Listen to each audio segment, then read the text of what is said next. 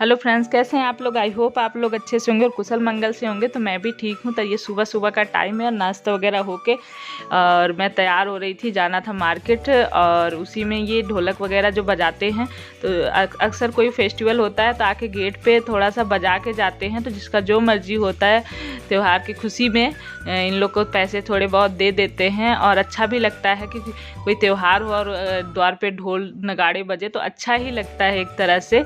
तो ये नियम है यहाँ का। तो ये सामान आ गया है, मार्केट से लेके आ गई हूँ।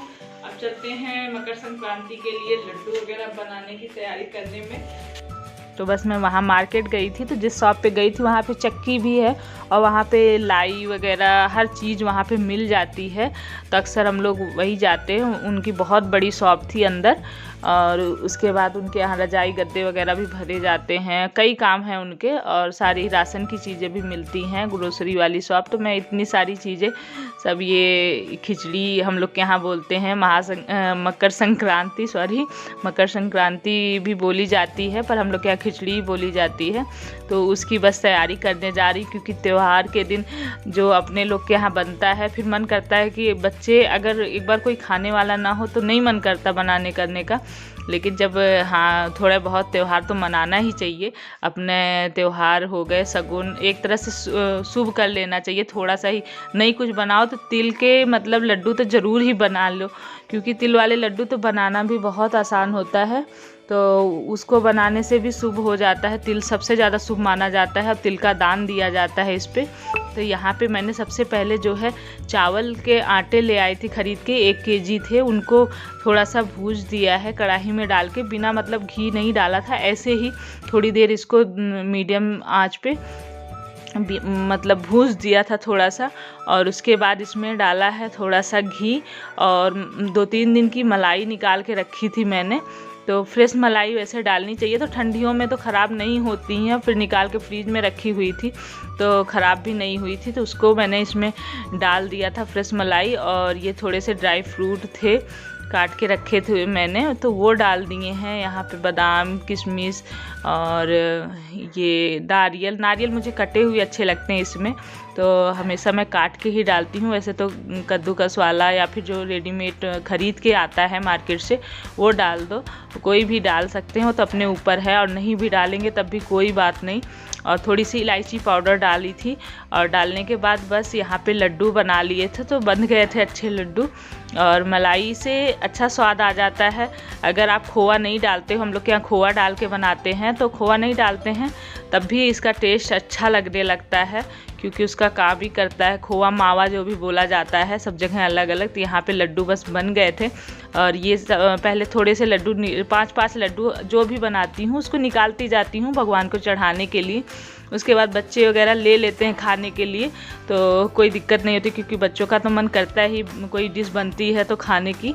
तो बस हर कोई कुछ भी बनाऊंगी तो पहले भगवान के लिए निकाल दिया, उसके बाद दे दिया। और यहाँ पे फिर मैंने थोड़ी दीक्षा को बोला तो वो मूंगफली थोड़ी सी भूज के रख दी है, बाद में बनाऊंगी अभी चिक्की बनाने के लिए। तो मूंगफली मैंने कहा ठंडी हो जाएगी, उसके बाद उसके छिलके वगैरह उतारने में, तो इसलिए पहले मूंगफली भूज दी थी। और उसके बाद फिर एक तरफ मैं तिल भूज रही थी और एक तरफ यहाँ पे दीक्षा सूजी भूज रही है। तो दोनों लोग ही मिलके लगे पड़े हैं, क्योंकि टाइम लग जाता है। और यहाँ थक गई थी दीक्षा खड़े खड़े, तो बोली मम्मी मैं बैठ जाती हूँ, तो स्लेब पे ही बैठ गई थी। और बस उसी में दोनों लोग लग के ये भूज लिया था। तो इसको घी डाल के सूजी को थोड़ी देर तक मीडियम आंच पे मतलब भूजा है। और तिल को भी इसी तरह से बिना घी तेल के ऐसे डाल के, और घी मतलब तिल इतना साफ़ था, वाइट वाला तिल मिलता है यहाँ पे, कुछ धुली तिल्ली बोलते हैं, तो कुछ करने की ज़रूरत नहीं थी। बस डाल के उसको अच्छे से मीडियम आंच पे भूज दिया है। और वैसे ही मीडियम पे ही सूजी को भी घी डाल के अच्छे से भूज दिया। उसके बाद यहाँ पे कढ़ाई में चीनी डाली थी, 1 किलो सूजी थी, 1 किलो चीनी भी मैंने डाली है। और 2 गिलास पानी डाला था मैंने इस पर चाशनी के लिए। तो इसमें ये जैसे एक तार आने लगता है, एक तार आने लगे बस उसके बाद उतार लेना चाहिए। तो देखिए मैं दिखा रही हूँ कि एक तार बनने लगा था चाशनी में। और इसके बाद मैं अब इसको बंद कर दूंगी। और यहाँ पे ये थोड़े ज़्यादा हो रहे थे तो मैंने इसको थाली, बड़ी थाली है, इसमें मतलब डाल के बांधते बनेगा, तो इसलिए मैं पहले भी इसी में मैंने दूसरे लड्डू भी बनाए थे। और यहाँ पे फिर इसमें मैं ड्राई फ्रूट डाल दी हूँ सारे ही जो पहले बताए थे, और इलायची पाउडर भी वही डाल दूँगी। तो उस तरह से भी बनाए जा सकते हैं, पर ये वाले मैं इस तरह से बना रही हूँ। और वैसे भी कोई भी लड्डू होते कई तरह से बनाए जाते हैं, तो मैं जिस तरह से बनाती हूँ वो मैं आप लोग को दिखा रही हूँ। इसमें आप घी या पानी भी लगा के हाथ में बना सकते हैं, गरम गरम रहता है। तो अभी तो मैं घी थोड़ा थोड़ा लगा के बना रही हूँ। उसके बाद पानी से भी बन सकते हैं ये लड्डू, और बना के बस ये लड्डू रख दूँगी। और जो आप चावल वाले, आटे वाले बनाते हैं, अगर मलाई और घी डालने के बाद भी अगर सूखा हो रहा है तो उसमें थोड़ा सा दूध भी डाल के बना सकते हैं। और यहाँ पे फिर मैंने निकाल के रख दिया भगवान के लिए, और ये लड्डू बन गए हैं। उसके बाद मैं फिर से गुड़ डाल दी हूँ कढ़ाई में, अब बनने जा रहे हैं मेरे। इसके बाद मैं शायद बनाऊँगी तिल वाले लड्डू। तो यहाँ पे तिल के लिए मैंने गुड़ डाल दिया है, और गुड़ जब ये उबलने लगे अच्छे से तो इसमें पानी में डाल के आप चेक कर लीजिए कि गोली बनने लगती है तब। और घी, गुड़ डालने से पहले थोड़ा सा 2 चम्मच घी डाला था, और घी में ही गुड़ को पिघला दिया है, पानी नहीं डाला है।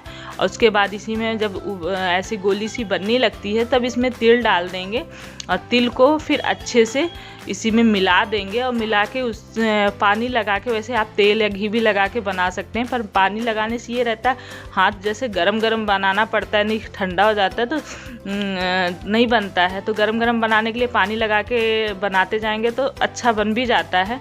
और तेल भी लगा के बना सकते हैं। बस उसको फटाफट से बना के मैंने तिल के लड्डू भी रख दिए थे। उसके बाद ये देख रही हूँ मैं बनाने जा रही थी उसकी जो लाई बोलते हैं, लाई वाले। तो यहाँ पे उसको भी उसी तरह जैसे वो रस्सी बनाई थी वैसे ही आप इसको भी बनाइए।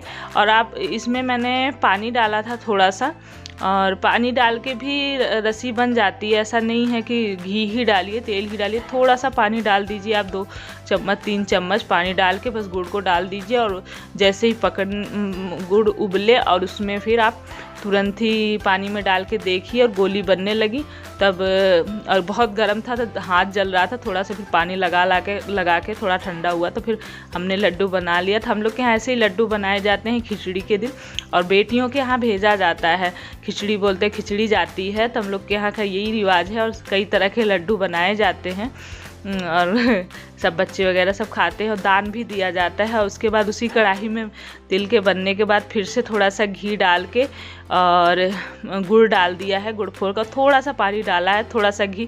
तो मैं आप लोग को दिखा रही हूँ कि आप सिर्फ घी भी डाल के गुड़ को पिघला लीजिए, या फिर थोड़ा सा घी थोड़ा सा पानी, या फिर थोड़ा सा पानी ही डाल के, मतलब ये है कि ज़्यादा नहीं। और उसके बाद ऐसे ही देखना है आपको, कोई भी लड्डू ये वाले बनाते हैं तो उसमें गोली बनने लगे, गुड़ की पानी में डालते ही थोड़ी सी टाइट सी गोली, ये नहीं कि एकदम मुलायम मुलायम से, थोड़ी टाइट सी गोली जैसे बनने लगे वैसे ही आप इसमें डाल दीजिए। और ये रामदाना है, चौलाई भी बोलते हैं, इसके कई नाम हैं, हम लोग के यहाँ रामदाना बोला जाता है और यहाँ पे चौलाई के लड्डू बोलते हैं।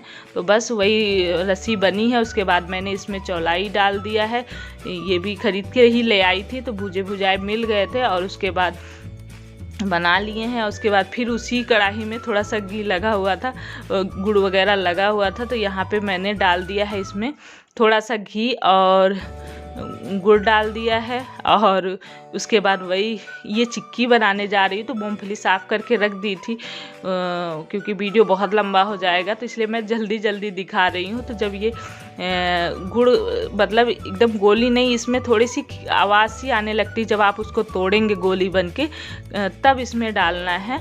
और यहाँ पे बस मूंगफली को डाल दिया है और इसी में मिला देंगे और गैस बंद कर देंगे।